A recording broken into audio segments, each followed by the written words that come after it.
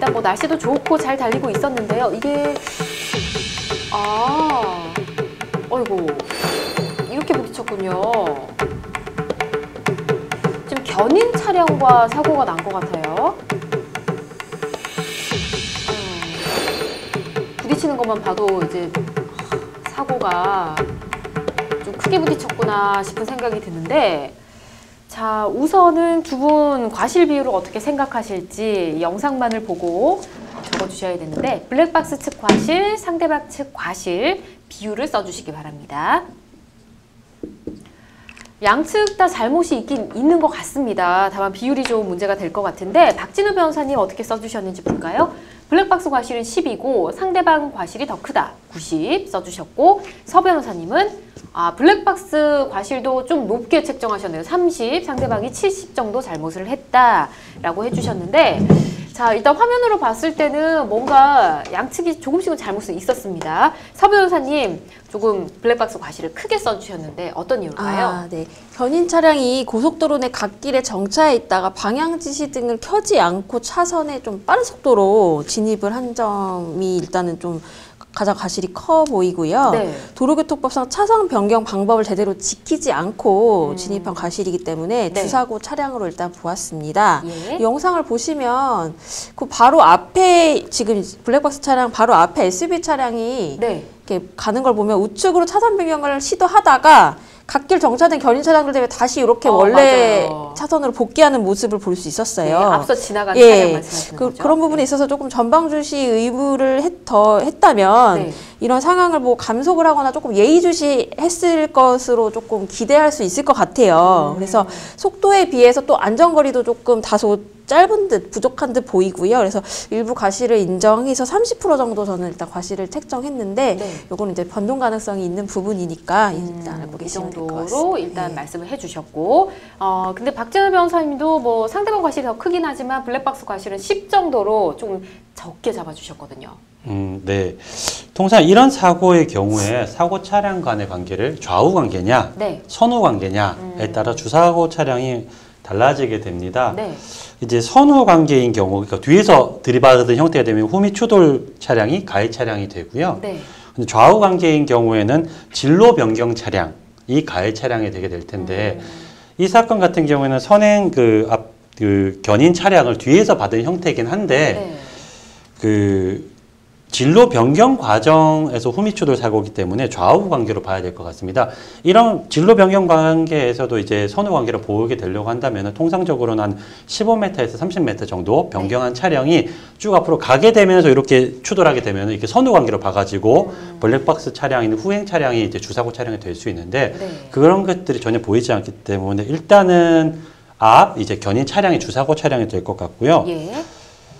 이제 블랙박스 차량의 의무 위반에 대해서는 아까 서 변호사님께서 잘 말씀하셔가지고 완전히 정차하지 못한 주행 상태인 네. 점, 그리고 전방지시 의무 위반이 있다고 보이는 점에 있어서는 저도 동의하는 부분인데요. 예. 블랙박스 영상 부분을 보시면은 블랙박스 차량의 경우 전방에 상대방 견인 차량이 이렇게 들어오면서 자기도 이제 들어가려던 것을 다시 뺐습니다. 이렇게 다시 돌아오는 부분이 있어요. 예. 그래서 일정 회피 행위를 하고 있고요. 그리고 주행 속도도 지금 보면은 가다가 줄이면서 이제 다시 이제 들어가려다가 다시 빠지는 행위가 있었거든요. 네. 근데 이제 일정 회피 행위를 하였다고 보여가지고 블랙박스 차량의 책임 상당 부분 제한되어야 된다. 그래서 회피를 했음에도 불구하고 이 사람이 더 나오면서 충돌한 부분이 있기 때문에 10% 정도로 제한되어야 되지 않나라는 생각이고요. 예. 추가적으로 이제 블랙박스 영상에서 검토되어야 될 부분이, 사고가 난 견인 차량 앞에도 견인 차량이 있는데, 네. 보시면 이 견인차 움직이기 시작한 앞에서 반짝이면서 저 차량이 더 들어와요. 이 앞에 차량이 더 들어오면서 예. 우리 사고가 난 견인 차량이 이걸 피하려고 하다가 저희 쪽으로 순간적으로 더 가속해서 빠지고 들어오거든요. 네네. 그러니까 그 앞에 부분에 있는 견인 차량도 비접촉 사고의 책임을 질 수가 있습니다. 그래서 이렇게 되면은 이제 세 차량 간의 이제 과실 비율이 조정되는 되는 면도 있으면 좀 더 복잡한 이제 과실 비율 책정이 이루어져야 돼 가지고요. 예. 그런 부분은 요 영상만 가지고는 판단하기가 조금 어렵고, 예. 우리는 그 앞에 차량의 관계를 알 수가 없으니까 그것까지도 파악해야 되는 면이 조금은 있을 것 같습니다. 그렇군요. 네. 좀 꼼꼼하게 살펴주셨습니다. 뭐 두 분 말씀해 주신 대로 실제 상황의 과실 비율은 또 달라질 수 있기 때문에 두 분의 의견은 참고만 해주시길 부탁드리고요.